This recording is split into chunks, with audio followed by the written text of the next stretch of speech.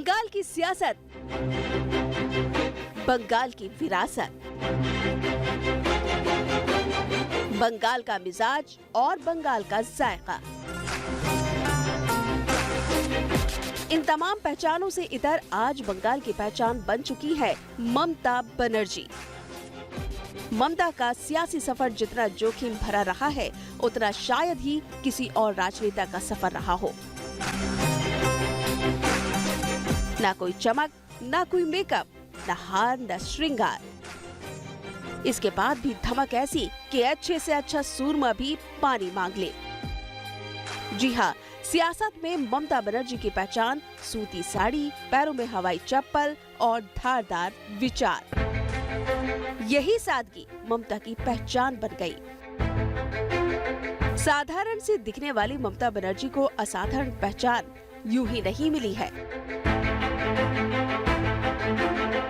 ममता बनर्जी का जन्म एक गरीब ब्राह्मण परिवार में हुआ था।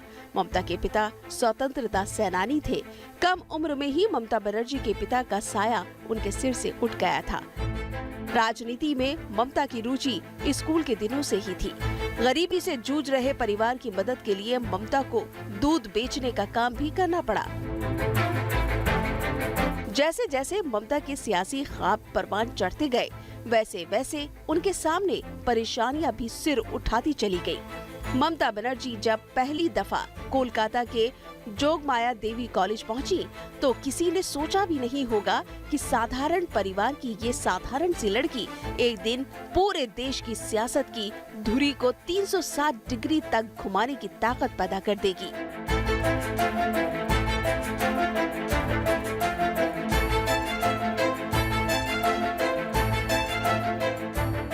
ममता ने कॉलेज की पढ़ाई दक्षिण कोलकाता से की थी।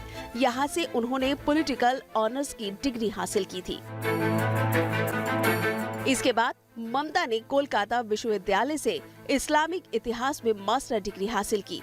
ममता ने बीएड किया और लॉ की डिग्री भी हासिल की।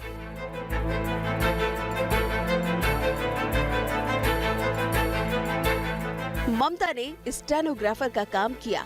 ममता ने बच्चों को ट्यूशन भी पढ़ाई। ममता एक कलाकार भी है।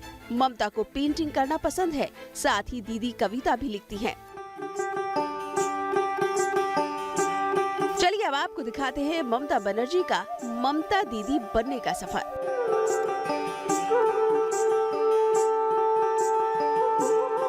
ममता का सियासी मकाम जितना बड़ा है, यहाँ पहुँचने का सफर उतना ही कड़ा है। ममता आज जिस मकाम पर पहुंच चुकी हैं, यहाँ तक पहुंचने के लिए उन्होंने क्या नहीं किया।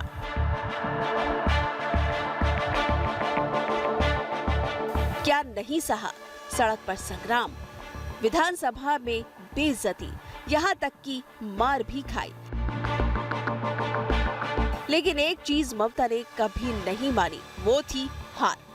अपनी जिद और जुझारूपन की वजह से ही ममता ने राजनीति में वो मकाम हासिल कर लिया कि कोई भी दीदी को हल्के में लेने की भूल नहीं करता। ममता बनर्जी ने जो ठान लिया सो ठान लिया।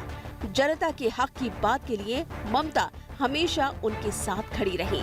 इसके लिए उन्हें कई बार जेल भी जाना पड़ा, बेइज्जती सहनी पड़ी, मार तक खानी पड़ी।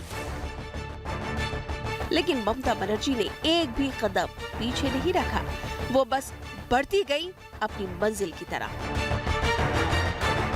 अब आपको एक ऐसा किस्सा बताते हैं जो दीदी के बारे में बहुत कम लोग जानते हैं। ममता दीदी के जो तेवर आज आप देख रहे हैं, वो नए नहीं हैं। ममता के तेवर हमेशा से ही कड़े रहे हैं। 1974 में पूरे देश में कांग्रेस के खिलाफ आवाज उठ रही थी। जेपी कलकत्ता में कांग्रेस के खिलाफ रैली के लिए पहुंचे, जहां 18-19 साल की एक लड़की ने जेपी के काफिले को रोक दिया और जमकर हंगामा किया। ये लड़की कोई और नहीं बल्कि ममता बनर्जी थी। अब पश्चिम बंगाल की सियासत के लिए ममता बनर्जी का नाम लोगों की जुबान पर चढ़ने लगा था। 1984 में हुए लोकसभा चुनाव में ममता ने वो करिश्मा कर दिखाया जिसकी बदौलत अब उन्हें पूरे देश में पहचान मिल गई। इंदिरा गांधी की हत्या के बाद 1984 में हुए लोकसभा चुनाव में बंगाल की जादवपुर सीट से ममता ने बड़े वामपंथी नेता सोमनाथ चटर्जी को हरा दिया। हर किसी को ध्यान अब पश्चिम बंगाल की एक उभरती लीडर की तरफ था। कांग्रेस में भी सबकी जुबान पर ममता का नाम आने लगा था। पश्चिम बंगाल की राजनीति पर नजर रखने वाले लोग भी अब ममता बनर्जी की बात करने लगे थे। दिल्ली की सियासत में कदम रखते ही ममता राजीव गांधी के संपर्क में आई। ममता के अंदाज और एग्रेसिव अप्रोच के कायल राजीव गांधी भी हुए। ममता जल्द ही राजीव गांधी के कोर ग्रुप में शामिल हो गई। ममता संसद में सीपीएम के नेताओं को बोलने नहीं देती थी। ममता दिल्ली में थी, लेकिन उनका दिल बंगाल में ही था। वामपंथी सरकार को जमींदोज करने का ममता के सिर पर जुनून सवार था। 16 अगस्त 1990 में कांग्रेस ने लेफ्ट के खिलाफ बंद बुलाया था। कोलकाता की हजरा क्रॉसिंग पर कांग्रेस की एक रैली की अगुवाई खुद ममता दीदी कर रही थी। यहीं से सीपीआई की रैली भी निकल रही थी। दोनों पार्टियों के कार्यकर्ता आमने सामने थे। हजरा क्रॉसिंग पर जबरदस्त टकराव हुआ। इस लड़ाई में ममता को सिर पर गंभीर चोट आई। ममता के सिर पर डंडों और लोहे की रॉड से हमला किया गया था। ममता के जख्म तो समय के साथ भर गए, लेकिन लेफ्ट के खिलाफ जो आग ममता के दिल में जल रही थी, इस घटना ने उसमें घी डालने का काम किया। इस घटना के बाद अब ममता कोई मामूली नेता नहीं रह गई थी, बल्कि पश्चिम बंगाल की राजनीति का एक बड़ा चेहरा बन चुकी थी। ममता ने जिस कांग्रेस का हाथ पकड़कर अपनी राजनीति की शुरुआत की थी, उसी कांग्रेस का हाथ छोड़ने में ममता ने समय नहीं लगाया। और 1991 में ममता ने केंद्रीय मंत्री बनने के साथ ही अपनी ही सरकार के खिलाफ उस समय के कलकत्ता के ब्रिगेड ग्राउंड में एक रैली कर डाली और वहां ऐलान कर दिया कि लेफ्ट को कोलकाता से हटाना है और उसको नाम दिया लेफ्ट की डेथ बेल। इस रैली के बाद कांग्रेस और ममता के रिश्ते बद से बदतर होते चले गए। नतीजा ये रहा कि साल 1997 में ममता ने कांग्रेस का हाथ छोड़कर तृणमूल कांग्रेस की नींव रख डाली।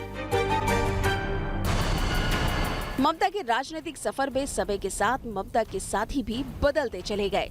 इसीलिए ममता को जानने वाले लोग ममता को अनप्रेडिक्टेबल कहते हैं। ममता कब किस तरफ चली जाए, इसका अंदाजा कोई नहीं लगा पाया।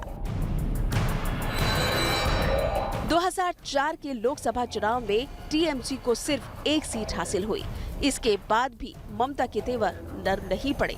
2011 में मां माटी मानुष के नारे से ममता ने बंगाल से लेफ्ट का किला ढा दिया और बंगाल की पहली महिला मुख्यमंत्री बनी। 2012 में टाइम मैगजीन के 100 प्रभावशाली लोगों में ममता का नाम शामिल था।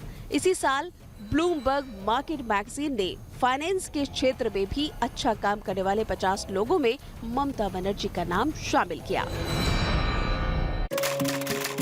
साल 1993, जगह बंगाल का नदिया जिला। नदिया जिले में सीपीएम के कार्यकर्ता पर एक गूंगी बहरी लड़की के साथ जबरदस्ती करने का आरोप लगा। रेप की इस खबर पर उस लड़की की मदद के लिए किसी ने हाथ नहीं बढ़ाया। खबर सुर्खियों में छा गई। तब एक केंद्रीय मंत्री और कांग्रेस के नेता ने उस रेप पीड़िता का हाथ थामा और चल पड़ी राइटर्स बिल्डिंग की तरफ उसे न्याय दिलाने के लिए। बंगाल के तत्कालीन मुख्यमंत्री ज्योति बसु के चैम्बर के बाहर वो मंत्री धरने पर 3 घंटे तक बैठी रही। पुलिस ने उस महिला नेता के साथ केंद्रीय मंत्री होने के बावजूद बदतमीजी की, मारपीट की और बेइज्जती कर रॉयटर्स बिल्डिंग से उसे बाहर फेंक दिया। महिला नेता ने कसम खाई कि वो कभी इस बिल्डिंग में कदम नहीं रखेंगी। वो साधारण से दिखने वाली कांग्रेस की नेता और कोई नहीं बल्कि बंगाल की बाघिन ममता बनर्जी ही थी। ममता ने ये कसम 18 साल तक निभाई। 18 साल बाद अपनी जिद को जीत में बदलकर ममता ने 20 मई 2011 को बंगाल की मुख्यमंत्री के रूप में राइटर्स बिल्डिंग में कदम रखा। ममता ने 34 साल के वामपंथी किले को जमींदोज कर डाला। पश्चिम बंगाल की पहली महिला मुख्यमंत्री के तौर पर शपथ ग्रहण करने के तुरंत बाद कहा कि वो आम आदमी कहलाना पसंद नहीं करेंगी। ममता बनर्जी के तेवर आज भी वैसे ही हैं। ममता ने अगर कोई कसम खा ली तो फिर ममता अपने आप की भी नहीं सुनती।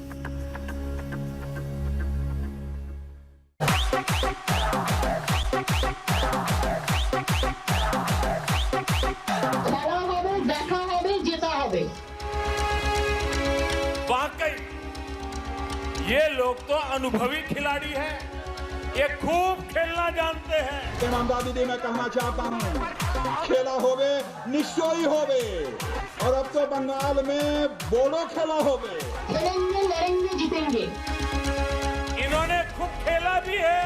कौन से खेल बाकी छोड़ा है आपने? बांग्ला को सोनार बांग्ला बनाएगा। बोलो दिल्ली को तो बेच दिया। आज पश्चिम बंगाल ममता बनर्जी का गढ़ बन चुका है। ममता के इसी गढ़ में बीजेपी पूरी ताकत के साथ सेंध लगा चुकी है। दीदी और उनके साथियों की नींद उड़ी हुई है। तभी तो ये लोग कह रहे हैं इस बार खेला होवे। 2019 के लोकसभा चुनाव में बीजेपी ने 18 सीटों को जीतकर अपनी तैयारी से सबको हैरान कर दिया। जाहिर है बीजेपी इस जीत को 2021 में भी भुनाना चाहती है, लेकिन बीजेपी के राह के सामने चट्टान सी चुनौती बनकर खुद ममता बनर्जी खड़ी हैं।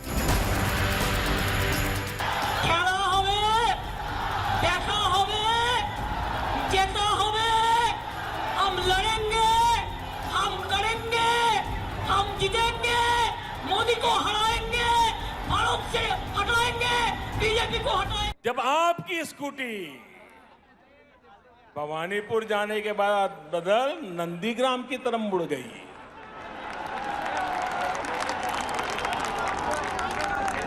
अब दीदी हम तो हर किसी का भला चाहते, हम नहीं चाहते किसी को चोट आए, लेकिन जब स्कूटी ने नंदीग्राम में गिरना तय किया है तो हम क्या करें? ममता का लोहा खुद प्रधानमंत्री मोदी भी मानते हैं। भले ही ममता उनकी धुर विरोधी है, लेकिन देश के सबसे शक्तिशाली नेता प्रधानमंत्री मोदी से सीधी टक्कर लेने वाली ममता अकेली हैं। पश्चिम बंगाल विधानसभा चुनाव सीधे सीधे नरेंद्र मोदी और ममता बनर्जी के बीच की जंग बन गया है। बंगाल में अपनी राजनीतिक जमीन तलाश रही बीजेपी ममता से हार मानने को तैयार नहीं। यहां आया एक एक व्यक्ति, हमारी माताएं, हमारी बहनें, हमारी बेटियां, बंगाल का युवा आज बंगाल में आशोल परिवर्तन के लिए आया है। आशोल परिवर्तन। मैं इस ब्रिगेड ग्राउंड से आपको इस आशोल परिवर्तन का विश्वास दिलाने आया हूं। विश्वास बंगाल के विकास का, विश्वास बंगाल में स्थितियों को बदलने का, विश्वास बंगाल में निवेश बढ़ाने का, उद्योग बढ़ाने का, विश्वास बंगाल के पुनर्निर्माण का, विश्वास बंगाल की संस्कृति और यहां की परंपराओं की रक्षा का। ममता को मात देने के लिए बीजेपी ने अपने तरकश के सारे तीर चला दिए हैं। अमित शाह से लेकर योगी तक, यहाँ तक कि खुद नरेंद्र मोदी भी ममता को हराने के लिए हर मुमकिन कोशिश कर रहे हैं। वहीं ममता भी पूरी बीजेपी के खिलाफ अकेले ही मोर्चा खोले हुए है।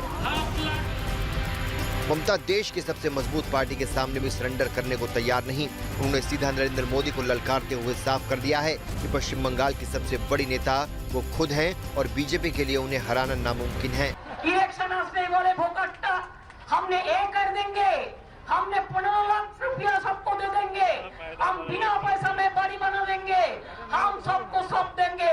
हम कहते हैं कुछ नहीं चाहिए, एक चीज दीजिए, बिना पैसा में गैस दीजिए, बिना पैसा में गैस दीजिए। बीजेपी का आरोप है कि लेफ्ट की जिस तानाशाही विचारधारा का विरोध ममता हमेशा से करती आई है, वही राजनीति अब ममता कर रही हैं। विपक्ष का कहना है कि ममता बंगाल में अहंकार की सरकार चला रही हैं और 2021 में होने वाले विधानसभा चुनाव में बंगाल की जनता उन्हें इसका जवाब जरूर देगी। ममता को कम आंकना बीजेपी के लिए घातक साबित हो सकता है। ममता की पहचान एक जमीनी नेता के तौर पर है और उनके आक्रामक तेवर के आगे बीजेपी के बड़े बड़े दिग्गज नेता भी बेबस नजर आ रहे हैं। बीजेपी का स्थानीय नेतृत्व बहुत कमजोर है, जिसका फायदा ममता को मिल सकता है। बांग्ला को सोनार बांग्ला बनाएगा। बोलो दिल्ली को तो बेच दिया, दिल्ली का लाल किला को बेच दिया, ताजमहल को बेच देंगे, इंडियन रेलवे